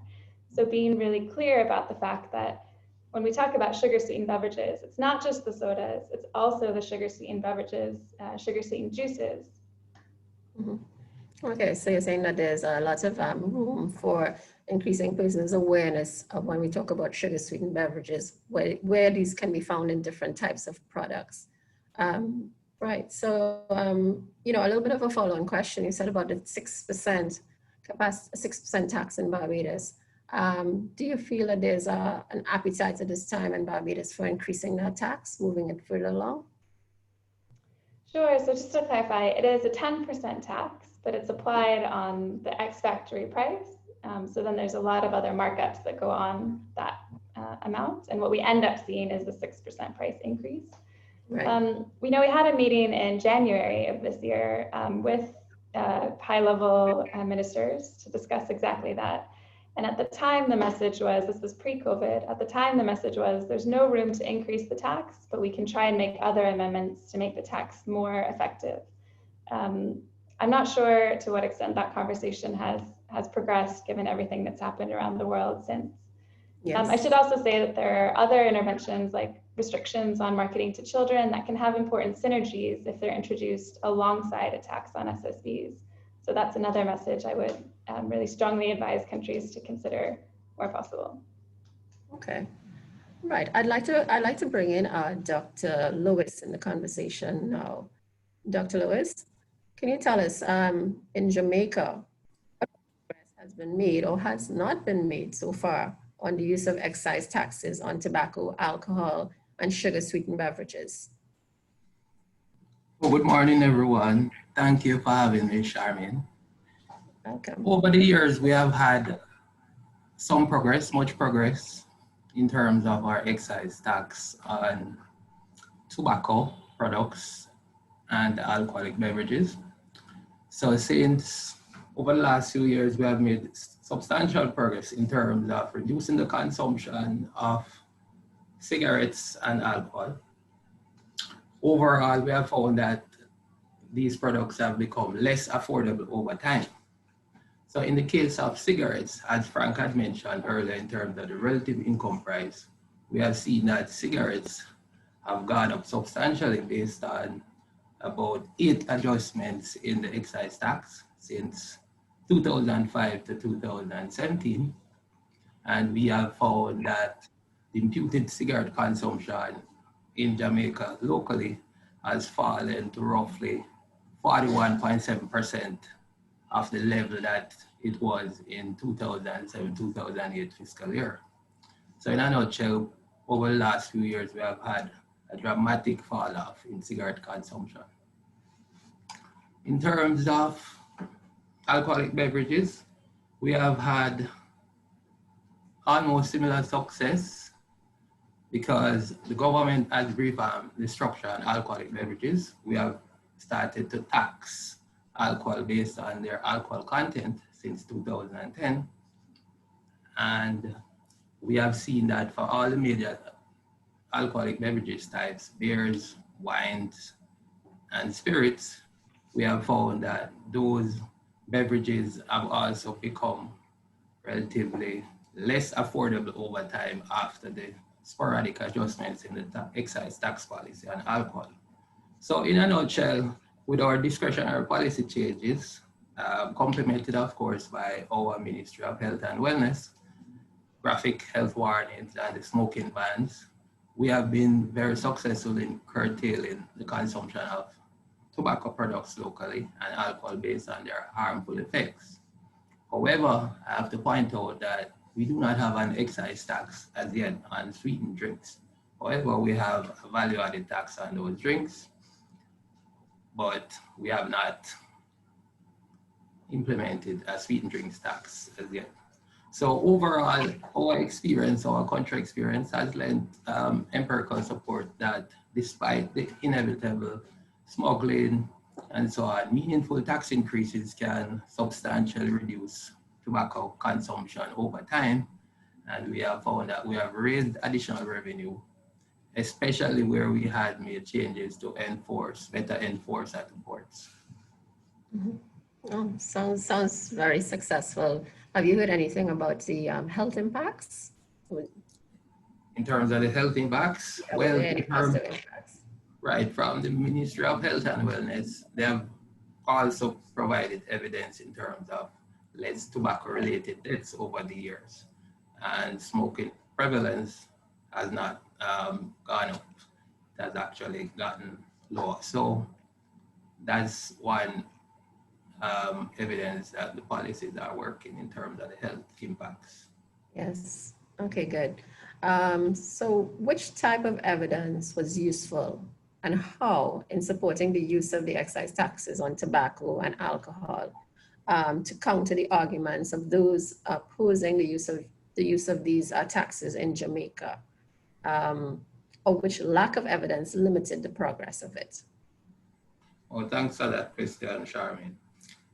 Overall, in recent years, we have become much more evidence-based in terms of our policy. Jamaica's tax policy has become more evidence-based, and the Ministry of Finance has been using both local and international empirical evidence. Frank presented some earlier. We have used some of those empirical statistics in terms of guiding our own research and so on. And what we have found is that we are aware of those literature. We have been always looking at the impact, stressing the impact of excise taxes, since they change the relative prices of the targeted unhealthy products and cause them to become relatively more expensive. So having been aware of those evidence, we have found that in terms of countering, we found it very useful in terms of countering the tobacco industry in particular. So one of their scare tactics, for example, in recent months, and they have been very aggressive, especially in the last few years, they have been spouting in the media that, you know, increased excise tax will not reduce the demand for cigarettes, and it will actually result in lower tax revenue. However, our internal own price elasticity calculations have shown that roughly in line with what we have seen in terms of the revenues and the performance, a roughly 10% increase in the price of cigarettes have been associated with roughly a fall off of 3.9% decline in cigarette consumption over the years. So contrary to the tobacco industry skeptics, we have shown that we were able to raise the excise tax while consumption in cigarettes have substantially declined. So this is really a win-win policy, as we would have liked. Second piece of evidence that we have produced internally is that we have successfully managed to estimate the size of the illicit trade. As mentioned earlier, illicit tobacco trade, as you know, it can increase the availability, affordability, and access to these products. And the tobacco industry was very aggressive in terms of mentioning that, you know, all of these tax, those sporadic excise tax adjustments have been raising smuggling at the ports. So what we were forced to do is that in order to refute the evidence that they were providing, we conducted a gap analysis internally, which was really a transparent, objective, and plausible academic estimate of what the illicit cigarette trade here roughly stand at. And we found that in the year 2017, using data for that year, the latest, and the smoking prevalence data that we had access to, we found that illicit trade, cigarette trade, was roughly 8.7%, which was far less than the 24% that was touted by the tobacco industry. So overall, that evidence again was very useful because, as I said earlier, the cigarette industry, the tobacco industry has been very aggressive in terms of putting out the rhetoric, false rhetoric. Right, so, right. Yeah. So in a nutshell, that's what we found. And we have also, in line with Frank's evidence, we found that when the prices increased and the quantity fell overall. Very good evidence there. So are there any plans by Jamaica to increase the excise taxes on tobacco and alcohol and to implement taxes on sugar-sweetened beverages? Okay, as I said earlier, we have had many sporadic increases over the years on tobacco products and alcohol in particular. However, to the best of our knowledge, there is no yet communicated plan by cabinet that they will be raising the excise taxes at this time. We haven't heard anything. As you know, there was recently an election and the results came out, and government, as the budget cycle is about February next year. So at this point, we haven't heard anything in terms of raising excise taxes. The usual budget period is about February, March. So in a nutshell, there's as I said earlier, there is no specific excise tax on non-alcoholic ready-to-consume sweetened drinks. But I have to point out that in the interim, government has made some progress in terms of using moral suasion, in terms of getting some of the manufacturers locally, especially in the beverage industry, to reduce the sweetened content in their products. So we're hoping that this reformulation will continue. And it is important to note that we already have a document ready that whenever government gives the go-ahead, then we could actually implement an excise tax when appropriate. So in a nutshell, there are still gain for improvement, still room for improvement on the policy side. And we can say that, yes, indeed, there's justification to raise it theoretically based on the need to account for both inflation and per capita income growth since 2017. So yes. I think we would meet that desired objective. Okay, very good. Let me now bring in Dr. Stanley Lauter from the University of the West Indies HU Center for Health Economics, who can give us some comments based on what was just said by Dr. Alvarado and Dr. Lewis. Stanley?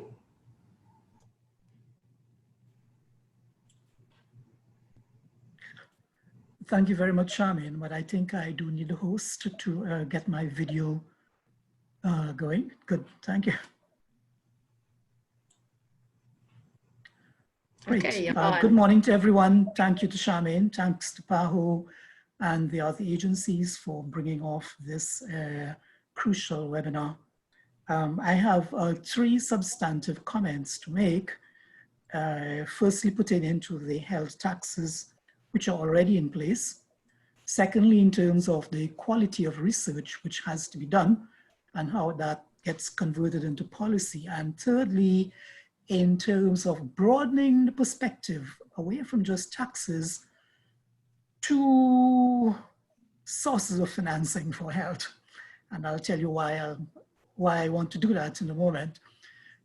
Just to make an overall comment that we are seeking to either increase taxes or strengthen taxes precisely at a time when the Caribbean countries are in probably one of the most very difficult period, health-wise, social-wise, in terms of the economy. And the big question about taking cash to care becomes very paramount for all the countries. To a large extent, many of our countries are stretched to the limit. And in fact, a couple of them have already declared they're no longer capable of getting more loans or generating internal sources of money to support activities pertaining to COVID, and therefore they are broke. Now that's a very difficult situation to be in. My first comment on the taxes which are already in place, and thanks to Miriam and to Fabian for pointing out what's been happening in Barbados and in Jamaica. The same can be said about most of the other countries in the Caribbean, particularly in relation to tobacco and alcohol, less so in terms of sugar-sweetened beverages.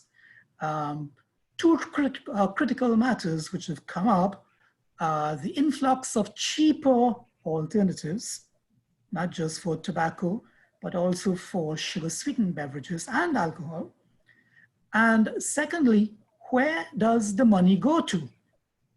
Because if the funds are collected in terms of excise duties, special consumption duties, and other rates, and they all end up in the consolidated fund, there's not much indication that there's greater fiscal prioritization for health. So that's a big concern which we want to put on the table. How do we try to get a certain earmarking of these funds? The second point about health taxes really touches on what Seren would have raised, Seren from the World Bank, about social health insurance deductions, payroll taxes. Already what we do have, about 10 countries in the Caribbean have some type of social health insurance. And we at the university have been tracking these. Other countries, there is a need for some social health insurance type of activities. In fact, this has been discussed since the 1930s in most Caribbean countries, primarily because of the very high out-of-pocket payments in the Caribbean. Most of the Caribbean countries can very easily meet the PAHO 6% target of GDP for public health spending, but that out-of-pocket is very large, about 30 to 40% of total health expenditure in all countries. The critical problem in all of our countries then, how do we channel that out-of-pocket expenditure at the point of service into a compulsory payment? What are the best fiscal instruments to do so? And who is going to manage this compulsory plan? And if we can get these parts right, the best fiscal instruments, who is going to manage, then all the countries can have social health insurance plans. And the third point about taxes is that in addition to tobacco taxes, alcohol, social health insurance, there are other deductions in the Caribbean. For example, in Barbados, there's a recent health service contribution equal to about 2.5% of people's income. Trinidad has a health surcharge as well, and we can broaden that to the Dutch-speaking countries. In Aruba, where you have a sales tax which goes directly into their social health insurance fund. So already there's a range of taxes which are in place in the Caribbean countries. Second major comment on research to policy. I think given that we already have taxes on alcohol and tobacco and so in the Caribbean, how can we do better with the taxes? 2 points on this. Firstly, there are several exemptions, even in terms of types of tobacco products, types of alcohol products, sugar-sweetened beverages. Miriam mentioned about 60% of sugar beverages are taxed, but there's still a 40% gap. What about those? And I can say the same about what's happening with tobacco, what's happening with respect to alcohol. On top of this, remember that in terms of tobacco, we now have not just the cheaper alternatives, but now the decriminalization of marijuana. How are we going to feature that into our tax structure in terms of getting revenue for the health sector? So the rigorous technical research still has to follow in terms of these particular products. The quality of the research has been fairly good, but I would still need to see in many of these, not just very good technical research, but the administrative detailing of how to implement the research. And the third point in all of this pertaining to the research is that if we're talking about tax research for health purposes, we cannot ignore the Ministry of Finance. In fact, we have to work very closely with the Ministry of Finance because they have the data sets, they have the power to introduce taxes, they have the power to determine where does the tax revenue go. And my final comment, I mentioned I had 3 comments to make, really pertain to let's broaden the discussion away from just health taxes to sources of financing for health. And in a way, I want to bring in the whole matter of public-private partnerships. I want to bring in the whole matter of how we can consider debt health swaps for the Caribbean rather than just relying on taxes. And a third point which we have ignored to a very large extent in the Caribbean is really the whole matter of public health fees and regulatory levies. In all the Caribbean countries, there are public health acts, and these cover a range of activities and services.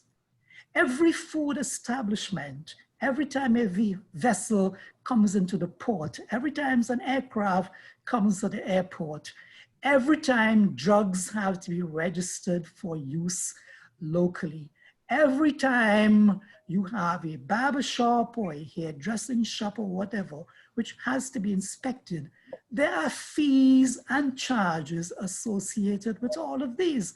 These fees have never fully been enforced, nor have they been collected. And if they do get collected, they all go to the Ministry of Finance.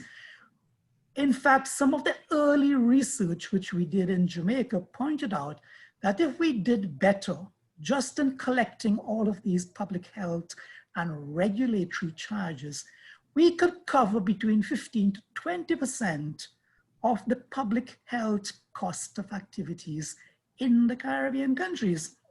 So that's why I would like to broaden the sources of financing rather than just looking at taxes. Look at that non-tax segment of where revenue can come into the health system. Thank you. Okay, thank you. Thank you, Dr. Lalza. It's interesting that you talked about broadening this whole conversation of where do we source the taxes and source the financing. There's a lot of questions I'm sure that will come out of this panel discussion, but I would now, because we've now gone out of time, I'd like to hand over to Rosa.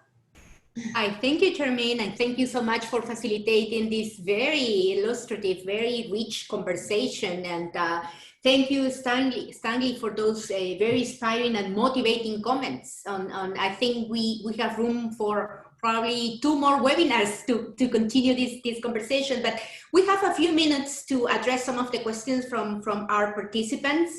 And so I would like to invite my colleague, Maxime Roche, to join me here and start. Some of the questions have been already addressed in the Q&A, but other ones we will address live. So Maxime, please. Hi to everyone.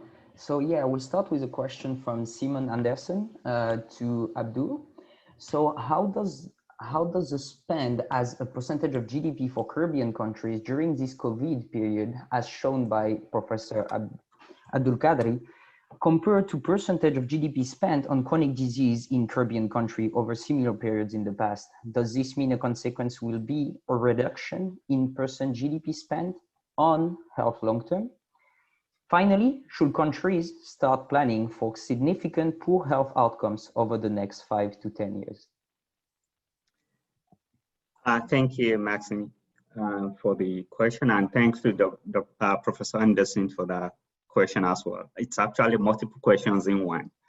The first one regarding the issue of the spending, the current spending, and I hope I did clarify during my presentation that the spending, that share of GDP is not limited to health spending. A significant proportion of that is actually in social protection more broadly, like unemployment benefit, special grants that governments are paid to small businesses, for example. So it's it's something that is extraordinary in terms of there is a problem, there is an emergency, and we need to address this issue. So that has led to an unprecedented level of public expenditure on COVID-19. A portion of that will be specifically on health, but a higher proportion of that is actually not health related, it's non-health. So if we now compare that to current public expenditure on health in general, what we have seen, and there is an ECLAC flagship publication that should come out very soon in the next few weeks, the Outlook, which we address this in that. And when we look across spending in a few Caribbean countries, what you notice is health spending tend to range between a very low level of about less than 1% in Haiti and around 1% in Guyana to as high as 4.4% of GDP. In the Bahamas and Jamaica and Trinidad and Tobago also will be around 3.6 or 3.1 respectively. So the level of spending on health tends to be below what you see in, for example, in OECD countries.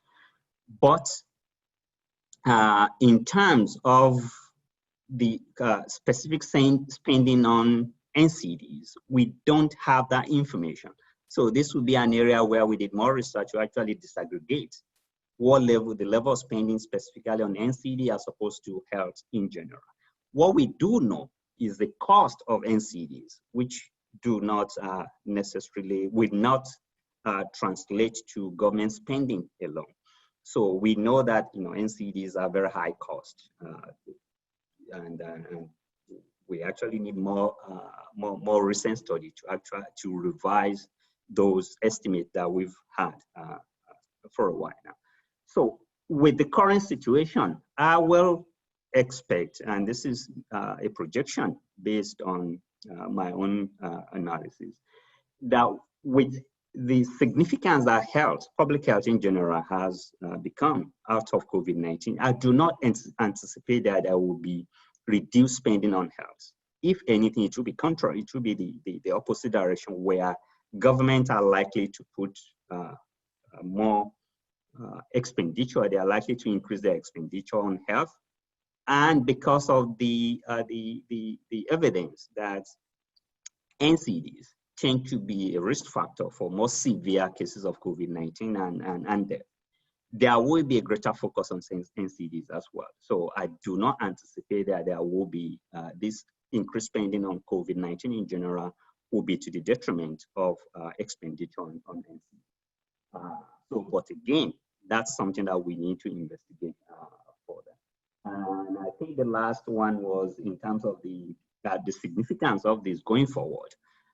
That's an area that we'll have to watch and see. But here we are discussing the issue. So what we need to do is more research and advocacy in that area to make sure that having this opportunity to highlight the NCD problem, which is not new in the Caribbean. This is an issue that we've discussed at various levels, and at the highest level of government, they are very aware of this.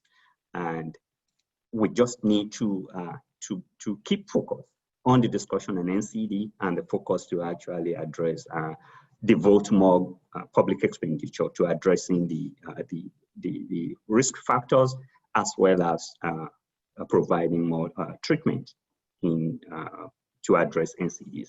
So I will leave it there, and hopefully if there's anything I left out, there will be others on the panel to address that. Thank you. Thank you very much, Abdul. I would like now to ask Frank if he could answer the following question from Sever Mitchell. The question is, I would like a fulsome discussion on how we determine equilibrium. I think this question was asked during Frank's presentation. That is, at what point the overall revenues will remain buoyant whilst curtailing consumption. This is against the likelihood of an increase which would simply drive consumption underground, causing overall revenues and health savings to plunge. So thanks, Rosa. I think there's a couple of questions wrapped up in this one. One is this idea that revenues will eventually go down as these taxes go up and consumption goes down. And that's going to be true in the long run. But what we've seen from countries around the world is that almost every country is a long way from getting to that point, particularly in this region where taxes are still relatively low. So we've seen, even in countries where taxes are very high, we still see increases in those taxes generating new revenues. So you think about countries like Australia and New Zealand, the UK, where taxes are very high, prices are very high. They've still been able to generate new revenues from increases in cigarette taxes, despite that very high level. So again, this is something that will be true in the long run, but countries have not gotten to that point yet, and particularly in this region, have a lot of room to raise tobacco taxes, alcohol taxes. And even though sugary beverage demand is relatively responsive to price, because taxes are still a relatively small share of price, we're going to see revenues increase when those taxes get increased. And then there's this arguments about the illicit trade, and somehow that's going to undermine the increases in taxes. It's not going to have the effects on consumption or revenue. People are just going to turn to the black markets.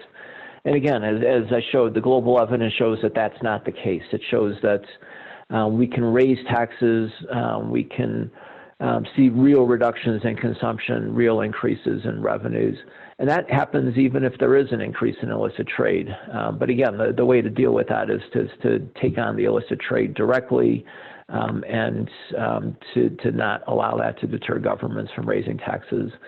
I think the example that Fabian gave for Jamaica is a perfect example of where they heard these arguments and where they've seen the real benefits of the tax in terms of its public health impact and its revenue impact. So again, I think that's the right approach. Don't be deterred by these arguments. You're going to see increases in revenues. You're going to see real public health benefits, and you can deal with illicit trade if that is a concern. Thanks. Thank you very much, Frank.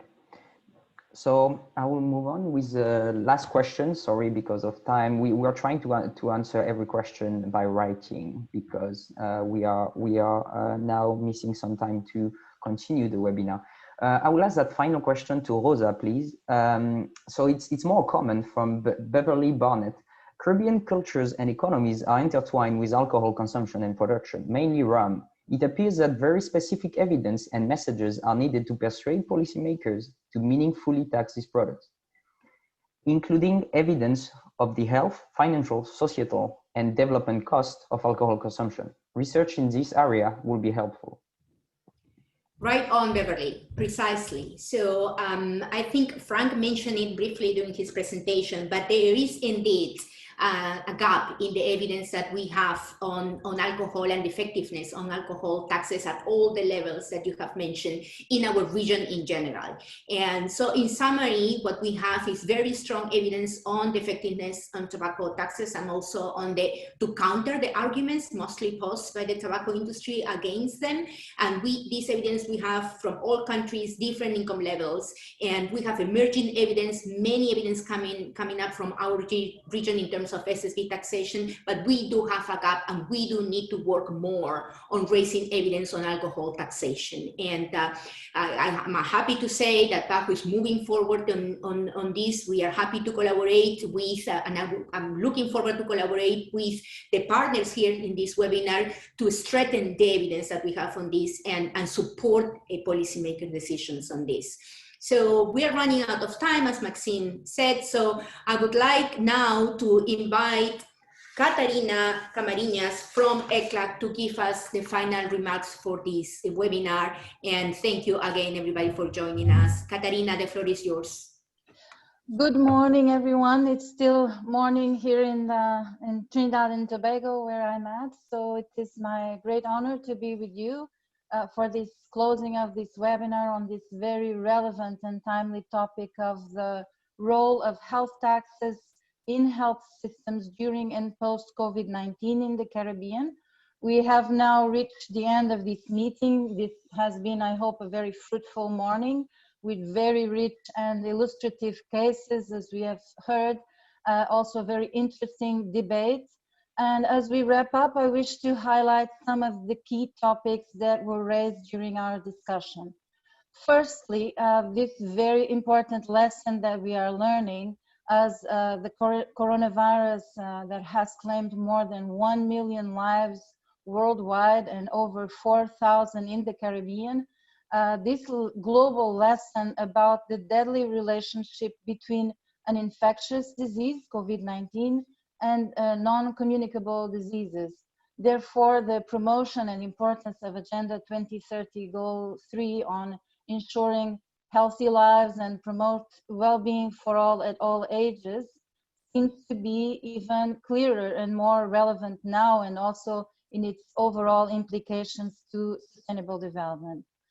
Secondly, that as we have heard this morning, and ECLAC has been very present in this debate over the years, this fact that the pandemic is occurring at a time when Caribbean countries were already facing major challenges in achieving the Sustainable Development Goals, partly due to their great vulnerability to external crisis, as we know, with their very small economies, and high levels of indebtedness, but also combined with their great exposure to climate change impacts. So we see how annual hurricane effects and a rash of sargassum blooms in Caribbean beaches cyclically affect a region that is known to be the most vulnerable among all seas. So we are still witnessing this lingering effects of post-disaster response, how these affect the several countries of the Caribbean, which are still struggling to manage response occasioned by recent disasters. And as we know, and as we saw already in 2019, 10 Caribbean community member states had total public debts above the sustainable threshold of 60% of GDP. It's not just about the public debt, as we have seen, it's also about the risk of budget deficits. And as a consequence of COVID-19, governments will be forced to run budget deficits to cope with the fiscal fallout of this pandemic. This will worsen the public debt burden of the Caribbean, and more countries stand at the risk of falling into an unsustainable debt bracket, as we have heard. We know there are enormous costs and efforts being put into the containment of the disease in the context of limited resources due to the sudden collapse of sectors such as tourism. So that burden is indeed expected to increase, as we also witnessed a decrease of 7% of GDP in 2020.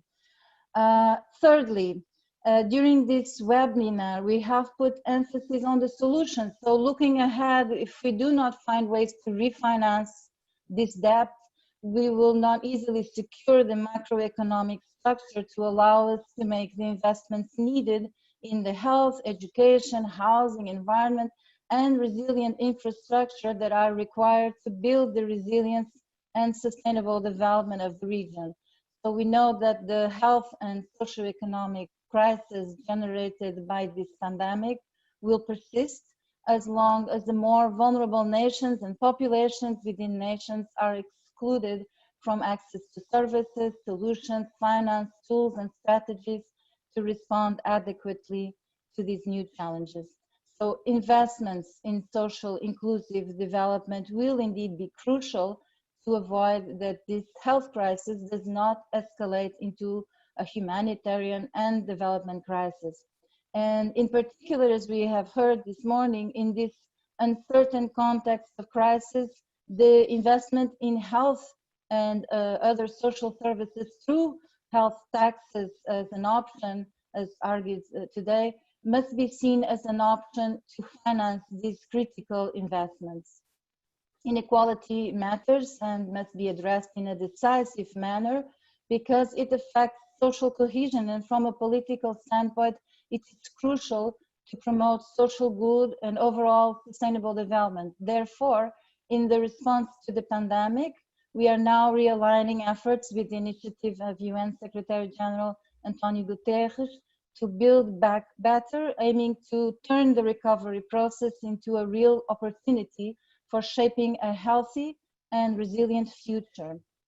Finally, going forward, this pandemic has underscored the hard-won lesson that countries must come together to act now on a transformative agenda that can meet the challenges of our generation. This is definitely one wake-up call we should not miss. So I think the question that we have heard this morning is difficult to answer, but I'm sure we'll find solutions together. What are next steps? We know that the Caribbean sub-region faces challenges in securing the financial sustainability required to support the needed priorities in order to implement the SDGs, and also in increasing the proportion of more flexible and more predictable funding. We have a lot of hard work ahead of us to implement these proposals that we have discussed today and to make them work. This webinar on the role of health taxes in the health systems during and post-COVID-19 in the Caribbean, co-organized by PAHO and ECLAC, attracted more than 100 participants from around the Caribbean. We must all keep ourselves accountable and continue to collaborate to take these ideas to action. In closing, I would like to take this opportunity to highlight the excellent collaboration with our partners for sharing their knowledge and working collaboratively as one to support the sustainable development process in the Caribbean. And we at ECLAC are happy to be partnering with PAHO to ensure that benefit from the combined expertise of our respective institutions. So thank you to PAHO as well. Thank you for being with us this morning. I hope we can now take these ideas to action, and good afternoon to all. Now it's afternoon in Trinidad and Tobago. Thank you.